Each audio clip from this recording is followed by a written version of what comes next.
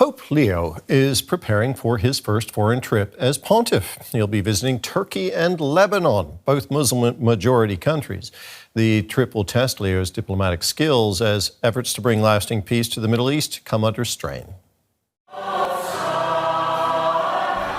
It's Sunday Mass here at the Cathedral of the Holy Spirit in central Istanbul. The small Catholic congregation has been preparing for Pope Leo's visit for weeks. We are really excited to have the Pope visit our church and our community, and especially that it's his first overseas trip and to Turkey, which we know is not a Christian country. We would be very grateful if he could help us create a better world with his words, an end to wars and a better future for our children.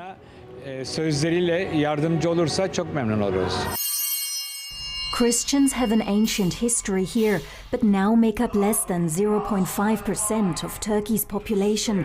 The vast majority are Muslim. Bishop Massimiliano Palinuro hopes that the Pope's visit will bring more visibility and acceptance. We feel always very fragile. The Turkish government is keeping the rights of minorities, defending the Christians, but the daily life of Christians, because of many prejudices among the population, can put the Christians in a difficult condition. But Pope Leo is also making a special stop-off here, in the small Turkish town of Iznik, also known as Nicaea. It's a pivotal site in Christian history. This is where bishops from across the Christian world met 1,700 years ago and drew up the Nicene Creed, a statement of faith. Even today, it's recited by millions of Christians of different denominations around the globe every Sunday. Leo will commemorate the anniversary with Patriarch Bartholomew, the spiritual leader of Orthodox Christians. Turkey's position as a place where East and West, where Islam and Christianity meet, will also be reflected in a political dimension to Pope Leo's visit, when he'll meet Turkish President Recep Tayyip Erdogan. Erdogan has taken on the role of a mediator in wars and conflicts, most recently helping to broker a fragile ceasefire between Israel and Hamas in Gaza. Kenan Gürsoy expects a joint appeal for peace from Erdogan and Pope Leo. He was Turkey's ambassador to the Vatican from 2009 until 2014, so he knows how the two states work together. Especially in the context of the Middle East and the deaths of so many thousands of people, children and women, being attacked and slaughtered.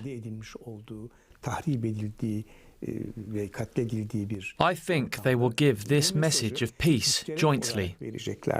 Pope Leo will also celebrate a Catholic Mass at an event venue here in Istanbul, a first for a pope in Turkey. And he'll visit the Sultan Ahmed Mosque, also known as the Blue Mosque, built in the early 17th century as a sign of Ottoman power and Muslim superiority. Pope Leo's predecessors, Francis and Benedict, did the same, as a gesture of Christian-Muslim dialogue. The Vatican has used these images from time to time to show that there is peace between religions, or that there is some kind of relationship and dialogue between religions. I'm very confident because I'm sure that Leo will act in the same way in his relations with Muslims, respecting their culture, civilization and morals. Turkey's Christians are also hoping the papal visit will generate greater mutual respect and tolerance, while joining the rest of the world in watching for signs of political messaging over regional conflicts.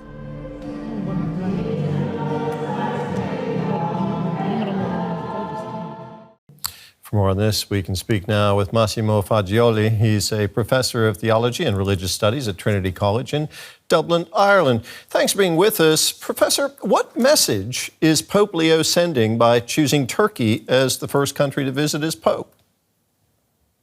Well, in some sense, this trip was supposed to happen because of the anniversary, which has been mentioned by your correspondent. But it sends a message, the choice of pairing Turkey and Lebanon, It says something on the emergency that the Vatican says about the situation in the Middle East, in the Mediterranean. And so it will be the first opportunity when we can hear Pope Leo talk about his worldview, his geopolitical map, which so far we haven't seen really with all that clarity. Now, we just heard a bishop in our report there saying that life for Christians in Turkey is not always easy. What role will the Pope's trip potentially play in advocating for minority Christian communities in Turkey? That's a very important point. So traditionally, the papal trips to Turkey and the Middle East, they were also about theology, a dialogue between different faiths. Right now, the most important issue it's an issue of coexistence, if you want, of political doctrines, of how a small minority of Christians can live in Turkey, but also in Israel, also in other Arab Muslim countries. So that is very important because the real issue, it's no longer do we agree on Jesus or on God, but do we agree on a certain system of coexistence? That's the real issue. How might Pope Leo's presence in a predominantly Muslim country influence Catholic Islamic dialogue, do you think?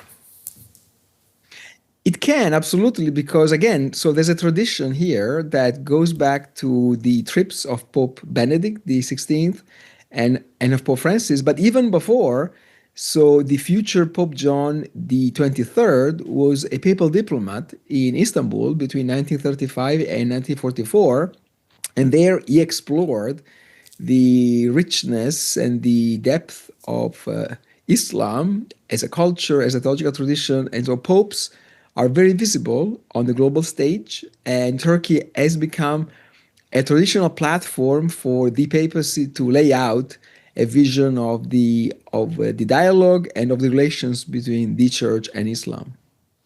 Now, you mentioned Lebanon already. The Pope will also be visiting Lebanon on this trip, which means he'll be flying straight into the heart of a conflict-ridden Middle East when he lands in Beirut. That's going to be an interesting stop for him, isn't it?